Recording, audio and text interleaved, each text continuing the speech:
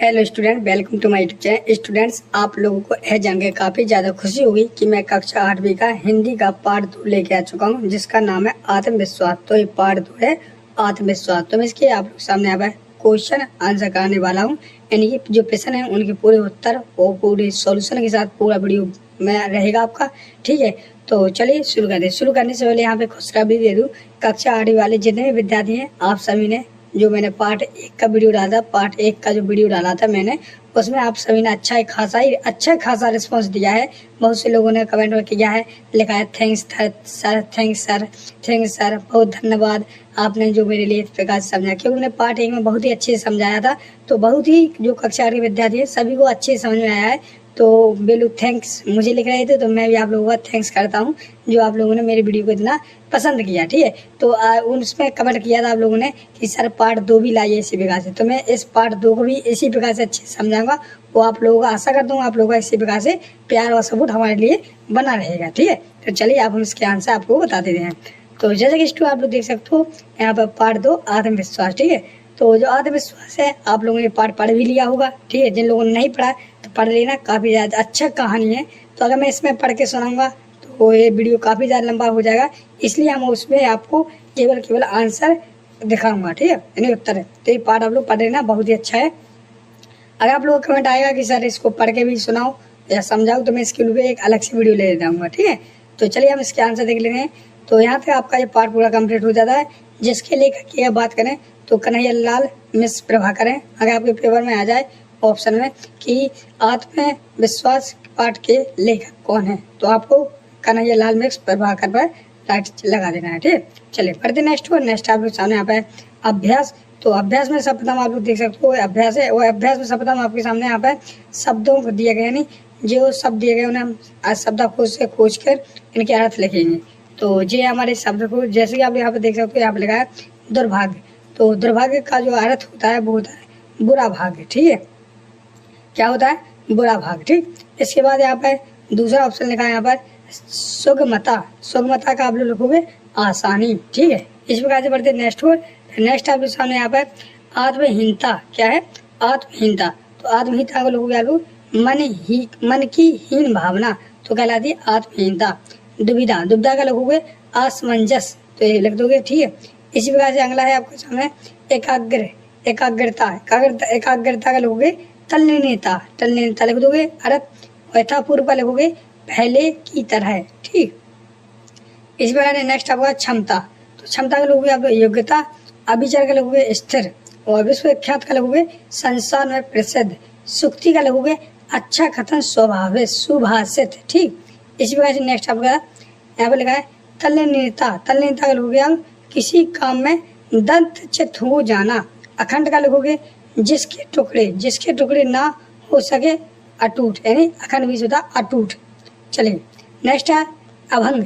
तो अभंग का लिखोगे आप लोग अटूट, और मर्सिया का लिखोगे शोक गीत है, यानी शोक गीता लिख सकते हो। तो इस प्रकार से आप लोग सामने यहाँ पर यहाँ से यहाँ तक आपके ये शब्द के अर्थ लिख दिए, जो कि आप लोग वीडियो को रोककर बहुत ही आसानी भाषा में लिख सकते हो। ठीक है, चलिए अब हम लोग करेंगे इसके प्रश्न उत्तर। तो प्रश्न उत्तर की बात करें तो सब आप लोग सामने प्रश्न दिया गया है, बाली को क्या वरदान प्राप्त था। तो आप लोगों ने हमारे देखी हुई, सभी को पता है बाली को क्या वरदान प्राप्त था। तो बाली को यह वरदान प्राप्त था कि जो उसके सामने आता उसकी आदि था उसमें चली जाती थी। ठीक है, फिर भी हम इसको मैंने मुँह से बोल दिया, लेकिन लिख के बताऊंगा। चलिए दूसरा प्रश्न देखते हैं। दूसरा प्रश्न लिखा आपके सामने, राम बाली के सामने आकर क्यों नहीं लड़े। ठीक, तीसरा प्रश्न है कृष्ण ने महाभारत में सर्वोत्तम काम क्या किया। तो जी आपके जो प्रश्न दो के जो ये 3 क्वेश्चन है, ये छोटे छोटे हैं। ठीक है, इसके बाद है क्वेश्चन के आंसर। फिर आप लोग सामने प्रश्न के बाद 3 से लग जाते हैं आपके ये विस्तार वाले। तो विस्तार वाले ये आपके बड़े हैं, क्योंकि इसमें उसने इस पर लिखा है कि इनके उत्तर विस्तार में लिखिए, इनके उत्तर संक्षिप्त में लिखिए। तो इनके जो छोटे रहेंगे तो इनके आंसर बड़े रहेंगे। तो चलिए इनको हम समझ लेते हैं।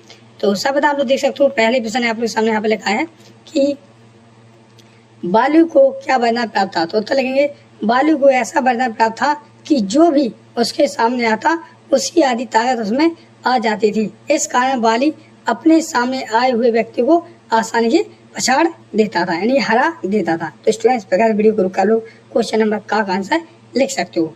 नेक्स्ट है क्वेश्चन नंबर क्वेश्चन नंबर खा। तो क्वेश्चन नंबर खा में लगा आप लोग सामने राम बाली के सामने आकर क्यों नहीं लड़े। तो सिंपल सी बात है कि बाली को अपने शत्रु यानी विरोधी के आधे बल को खींच लेने का वरदान प्राप्त था, अतः राम उसके सामने आकर नहीं लड़े। यह वरदान बाली को शंकर भगवान ने दिया था। राम भगवान शंकर के वरदान का सम्मान करते थे। तो एक क्वेश्चन नंबर ख का आंसर लोग यहाँ से यहाँ तक लिख लोगे। चलिए बढ़ते हम नेक्स्ट क्वेश्चन को। तो नेक्स्ट क्वेश्चन है क्वेश्चन नंबर ग, जिसमें लिखा है कृष्ण ने महाभारत में सर्वोत्तम काम क्या किया। तो उत्तर लिखेंगे महाभारत में कृष्ण ने न्याय के साथ पांडव पक्ष का सहयोग करते हुए निर्वासित पांडव को उनका अधिकार प्राप्त करवाया, उनमें आत्मविश्वास पैदा किया। तो क्वेश्चन नंबर का आंसर हो जाएगा। तो इस प्रकार से आपके सामने यहाँ पे का खा गा के क्वेश्चन के आंसर मैंने कंप्लीट करवा दिए हैं, जो कि आप लोग वीडियो को रुका बड़ी ये आसानी से लिख लेंगे। अब चलिए हम लोग करेंगे विस्तार पूर्वक वाले आंसर। तो ये आप लोग सामने यहाँ पे पहला क्वेश्चन ये विस्तार वाले हैं, ठीक है, यानी बड़े वाले क्वेश्चन के आंसर है। तो जैसे कि आप लोग देख सकते हो पहले प्रश्न लिखा था यहाँ पर कि सामने वाले की आधी ताकत अपने में खींच लेने की शक्ति हमें सब में कैसे है, हम सब में कैसे है। तो चलिए तो इसका उत्तर लिखेंगे यहाँ से। उत्तर तो काफी बड़ा है लेकिन मैंने आप लोगों के लिए बहुत ही छोटा कर दिया ताकि आप लोग आसानी से सीख सकें और लिख सकें। तो उत्तर लिखोगे सामने वाले की आधी ताकत अपने में खींच लेने के लिए शक्ति हम सब में है। यह शक्ति आत्मविश्वास की है, यह शक्ति हम सबको प्राप्त है, परंतु हम सबको अपनी इस आत्मशक्ति की पहचान नहीं है और ना उसका उपयोग ही किया है। इस आत्मशक्ति का विकास विश्वास से होता है। हमें अपने लक्ष्य को प्राप्त करने के लिए अपनी सामर्थ्य में विश्वास पैदा करना होगा और आत्मविश्वास से भरे आत्मबलों के द्वारा हम अपनी विरोधी की आदि शक्ति अपने में खींच सकते हैं। यानी कि इसका अर्थ यही हुआ कि अगर हमें विश्वास है कि हम इससे जीत सकते हैं तो डेफिनेटली जीत जाओगे। जैसे कि मान लो आपको पता है कि मैं कक्षा 8 में अच्छे नंबर से पास हो जाऊंगा तो डेफिनेटली आप लोग पास हो जाओगे। अगर आप लोग सोचोगे अरे यार मैंने तो कुछ पढ़ा ही नहीं, मैं तो फेल हो जाऊंगा, तो डेफिनेटली आपने पहले ही सोच लिया कि मुझे फेल हो जाऊंगा तो हो जाओगे। तो इसी प्रकार से हमारा आत्मविश्वास बढ़ता है। तो क्वेश्चन नंबर 8 का आंसर ये हो गया विस्तार पूर्वक। चलिए नेक्स्ट क्वेश्चन नंबर ख, जिसमें लिखा है लेखक ने हेलन केलर का उदाहरण देकर हमें क्या समझाना चाहा। तो देखो हेलन केलर की अगर हम बात करें तो ये एक मतलब की सुविचारक थी। इसको हेलन केलर एक प्रसिद्ध उच्च कोटि की विचारक थी। उन्होंने अपनी एक सूक्ति में कहा था कि हमें जब सफलता प्राप्त होती है तो उससे हमें सुख मिलता है, परंतु लक्ष्य प्राप्ति में विफल होना निश्चय है कि सुख के द्वार के बंद होने के समान है। हम उस सफलता को न मिलने पर निराश और हतोत्साहित होते हैं, परंतु उस निराशा की दशा में हम उत्साह से रहित हो जाते हैं। आत्मशक्ति और लक्ष्य प्राप्ति की क्षमता में से अपने विश्वास को खो बैठते हैं, जबकि होना यह चाहिए कि उद्देश्य प्राप्ति हेतु अपने अंदर की शक्ति को विकसित करना चाहिए और उसके प्रति मजबूत श्रद्धा और विश्वास रखना चाहिए। तो सीधे इसका अर्थ ये होगा कि जब हम कोई भी कक्षा में फेल हो जाते हैं तो हमें अपने आप पे विश्वास होना चाहिए कि हम एक बार फेल हुए हैं, नेक्स्ट बार हम पास हो जाएंगे। इसी वजह से ने कहा है कि जब हमें कोई सुख मिलता है या हम कोई वस्तु को जीत लेते हैं तो हमें सुख मिलता है, अगर हम लोग नहीं जीत पाते या नहीं प्राप्त कर पाते तो हमें दुख होता है। जबकि हमें यह भी दुख की घड़ी में हमें अपने आत्मविश्वास को बनाए रखना है और अपने लक्ष्य को प्राप्त करना है। तो इस प्रकार आप वीडियो को कर लिख सकते हो। चलिए बढ़ते नेक्स्ट क्वेश्चन है क्वेश्चन नंबर का, जिसमें लिखा है कि आत्मविश्वास के बूते पर जीवन में सब कुछ संभव है। किसी एक महापुरुष का उदाहरण देते हुए उत्कथन कीजिए। तो जो सीधी समझ बात लेंगे इसका आंसर लिखेंगे, एक मिनट, हाँ इसका आंसर यहाँ से लिखेंगे आत्मविश्वास की ताकत कठिनाई पर विजय प्राप्त करने सामर्थ्य देती है। आत्मबल के विकास में हम सफलता के मार्ग पर आगे बढ़ते जाते हैं। अपने आत्मबल के द्वारा मनुष्य अवश्य भगवान बन जाता है, अतः भगवान यही वही है जो उदित दिशा में अपने कर्तव्य पालन करता है, अपने लक्ष्य साधना सामर्थ्य पूरा करता है। विश्वास मन में सदा अच्छे विचार ध्यान दीजिए, स्थान दीजिए, हमें सौभाग्यता और सौभाग्य दोनों ही प्राप्त होंगे। तो इस प्रकार चलो क्वेश्चन नंबर का आंसर लिख सकते हैं। ठीक है, चलिए बढ़ते नेक्स्ट में। तो इसलिए यहाँ से नेक्स्ट लग जाते आपके, तो यहाँ पे लगा है नीचे लिखे का अध्यास होगा प्रसंग देते हुए व्याख्या करना है। तो एक प्रश्न था आपके में देख लेना वो कि जो गद्यां दिया है तो उनकी व्याख्या करनी है। तो आप लोग चाहो तो इसको अपने नोटबुक में लिख सकते हो, अगर नहीं लिखना है तो इसको समझ सकते हो। तो क्वेश्चन नंबर का था कि जो लोग हमेशा उतार की ही बातें सोचते हैं वे उन लोगों की तरह हैं जो कूड़ादानों के पास कुर्सी बिछा कर बैठ जाते हैं और शहर की गंदगी और गाली देते हैं, गंदगी को गाली देते हैं। ठीक है, तो देखो इसका सीधा सीधा हम लोग व्याख्या करते हैं। तो व्याख्या सीधी सी हम यहाँ से करेंगे कि जिन लोगों ने किसी उद्देश्य को प्राप्त करने का उत्साह नहीं होता और सदा निराशपूर्ण भावनाओं से में ही डूबे रहते हैं, वे जीवन में उतार से प्राप्त दुख की ही बातें करते रहते हैं। वे कभी भी उन्नति यानी चढ़ाव के सुख की बातें सोचते ही नहीं, अपने अंदर की शक्ति और जीवन के लक्ष्य प्रति सिद्धा समाप्त कर बैठते हैं। वे कूड़ा घर के अंदर पड़े कूड़े के समान निम्न कोटि की विचारधारा से युक्त होते हैं। वे अपनी दूषित विचारधारा को संस्कारित नहीं कर सकते। कूड़े घर की गंदगी उस समय की हटेगी तब गंदगी को एक करने वाले उसे वहां से हटाएंगे। आलसी और कुसंगत व्यक्तियों की ठल्ली बातें उनके लिए कभी भी लाभकारी नहीं हो सकी। तो क्वेश्चन नंबर का गद्यांश का शीर्षक था जो कि मैं आपके सामने बता दिया। गद्यांश था व्याख्या। इसी प्रकार आप लोग सामने खा ऑप्शन है।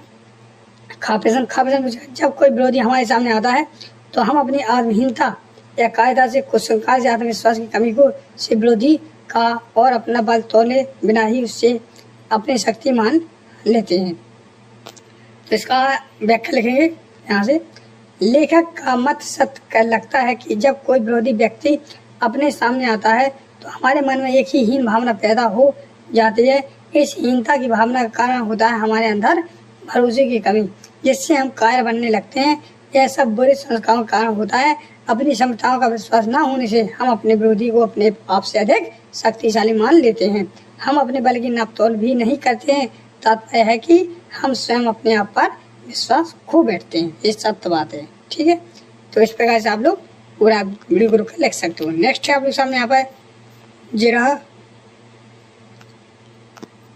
तो देखो मैंने आपका गा का आंसर लिखवा दिया था। ठीक है जी, आपका था क्या वो गद्यांश और प्रश्न व्याख्या, तो मैंने इसकी लिखवा दी है, इसकी भी लिखवा दी है। ठीक है, अब देखो जी आपका प्रश्न नेक्स्ट, इसको समझना फिर इसको उत्तर बताएंगे।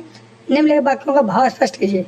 तो का कबूतर का लिखा है सफलता की विजय की उन्नति कुंजी अभिजय श्रद्धा की है। तो इसका भाव लिखेंगे अपन लोग। फिर खा खरगोश वाला का लिखेंगे भाव, फिर इसका भी भाव लिखेंगे। ठीक है, फिर इसके बाद हमारे सामने यहाँ पर कुछ शुद्ध उच्चारण कीजिए। शुद्ध उच्चारण करना तो ये लोग आप ही लोग कर लेंगे।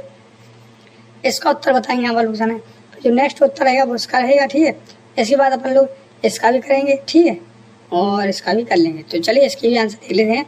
तो जो आप लोग सामने भाव, तो जैसे भाव की बात की थी तो मैंने कि सफलता की विजय की उन्नति कुंजी अविचल सिद्धा की। तो इसका आंसर लिखेंगे यहाँ से भाव, हेडिंग डालेंगे भाव लिखेंगे। हमारे अंदर उद्देश्य यानी लक्ष्य की वृत्ति अटूट विश्वास है जो निश्चय ही हम अपने उद्देश्य में सफल होते हैं। किसी भी चुनौतियों पर विजय प्राप्त करते हैं तथा लगातार उन्नति प्राप्त करते जाते हैं। अतः अटूट श्रद्धा विश्वासी उपाय है सफलता का संघर्ष में विजय का जीवन में उन्नति का प्राप्त करने का है। तो आप लोग क्वेश्चन नंबर का ये भाव हो जाएगा। है खा खरगोश प्रश्न का नाम वो लिखा था हम अपनी सोच के कारण ही सफल होते हैं। तो भाव लिखेंगे हम अपनी सोच के कारण सफलता के सुख और असफलता के दुख का भोग करते हैं। सफलता की सोच आशावादी, असफलता की सोच निराशावादी होती है। अपने उद्देश्य के प्रति अटूट श्रद्धा और विश्वास हमें सफल बनाता है, जबकि इसके विपरीत हमें हतोत्साहित होकर असफल ही होते हैं। यह सब हमारी सोच पर ही आश्रित है। तो इस प्रकार चलो इसका भी आंसर लिख लेंगे।